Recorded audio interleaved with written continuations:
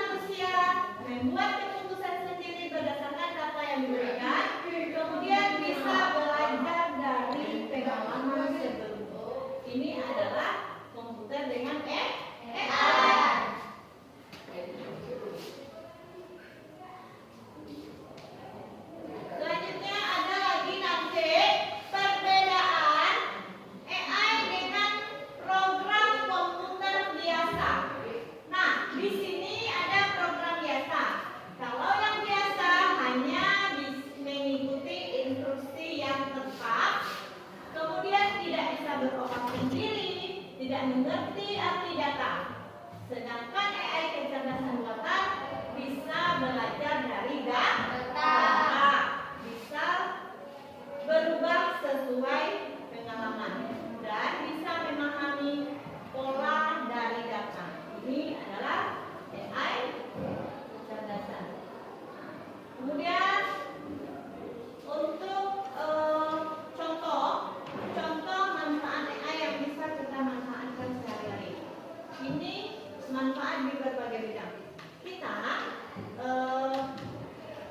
dalam kehidupan sehari-hari sudah bisa merasakan manfaat AI.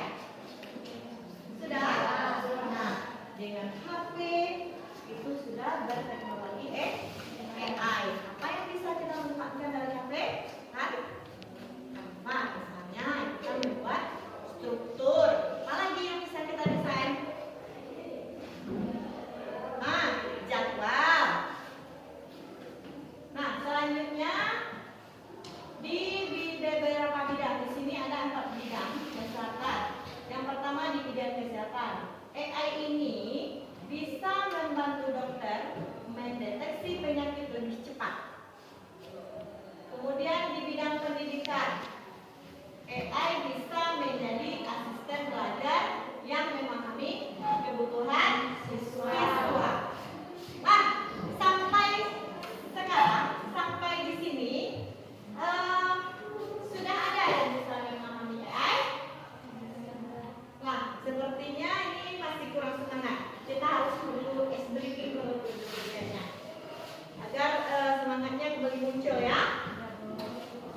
Ayo, kita mulai briefing. Baru kita lanjutkan belajar lagi ya, karena nampaknya sudah terlalu kaku. Siap? Siap. Oke, 1, 2, 3. Tepuk 1. Yes. Tepuk 2. Oke. Tepuk 3. Semangat. Tepuk 4. Konsentrasi. Tepuk 5. Siap belajar. Oke, terima kasih. Kita lanjutkan. Jika sudah siap, sudah semangat, sudah oke dan siap belajar, kita lanjutkan kembali pembelajarannya ya. Nah, di sini ada 4 AI di berbagai bidang. Apa saja?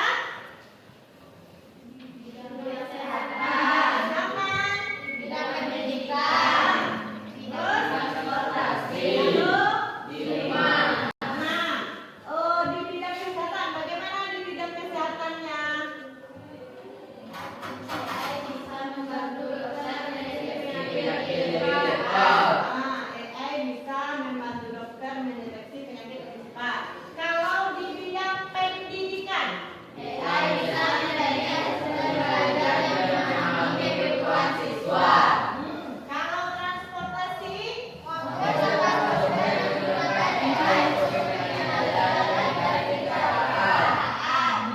kemudian di rumah, AI bisa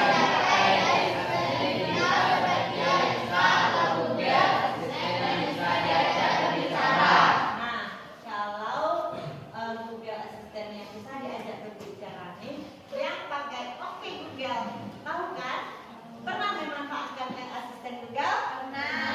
Nah, semoga dari berbagai manfaat AI ini di berbagai bidang kita bisa memanfaatkannya untuk yang lebih baik nantinya. Nah, jadi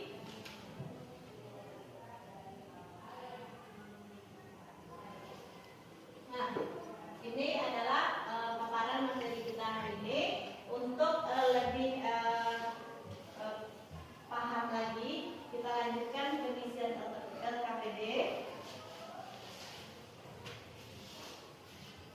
Silakan diisi dulu masing-masing ya.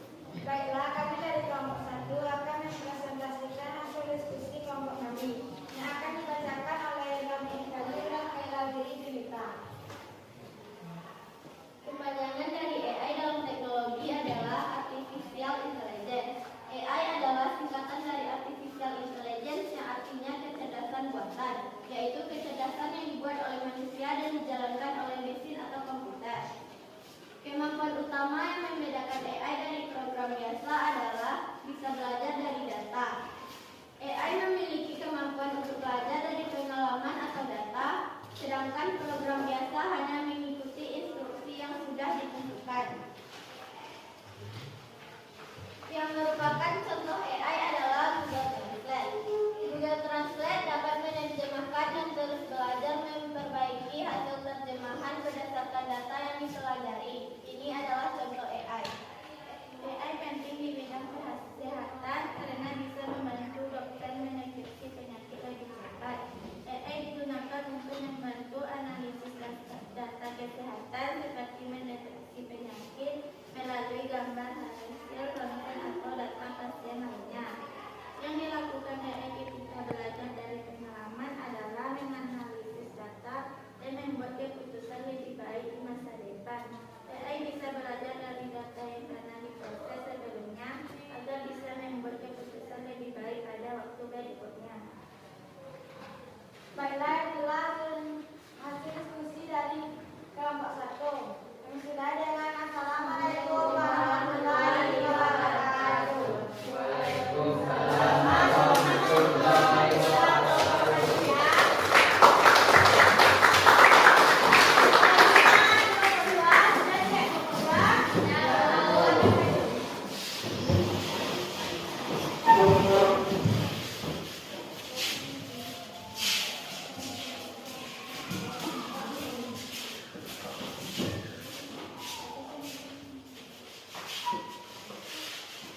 Assalamualaikum warahmatullahi wabarakatuh. Waalaikumsalam warahmatullahi wabarakatuh. Kami dari kelompok 2 akan mempresentasikan hasil diskusi kelompok kami yang akan dibacakan oleh saya, Nurul Afifah dan Kedua Karira. Aplikasi AI yang bisa mengenali suara manusia yaitu Siri. Siri adalah asisten digital di perangkat Apple yang menggunakan AI untuk mengenali dan memahami suara manusia. Perbedaan utama antara AI dan kalkulator adalah AI bisa belajar dari data, kalkulator tidak, karena kalkulator adalah contoh program biasa yang hanya mengikuti perintah, sedangkan AI dapat belajar dan beradaptasi. Yang bukan contoh penggunaan AI ialah jam tangan analog, karena jam tangan analog hanya menunjukkan waktu dan tidak memiliki kemampuan belajar atau beradaptasi. AI bisa memahami pola dari data, karena kemampuan AI memahami pola dari data membuatnya bisa mengambil keputusan yang cerdas berdasarkan pengalaman. Manfaat AI dalam pendidikan yaitu menjadi asisten belajar yang memahami kebutuhan siswa. AI bisa digunakan untuk membantu siswa belajar secara personal, misalnya melalui aplikasi yang menyesuaikan materi sesuai kemampuan siswa. Baiklah, itulah hasil diskusi dari kelompok kami. Kami sudah dengan Assalamualaikum warahmatullahi wabarakatuh. Waalaikumsalam warahmatullahi wabarakatuh.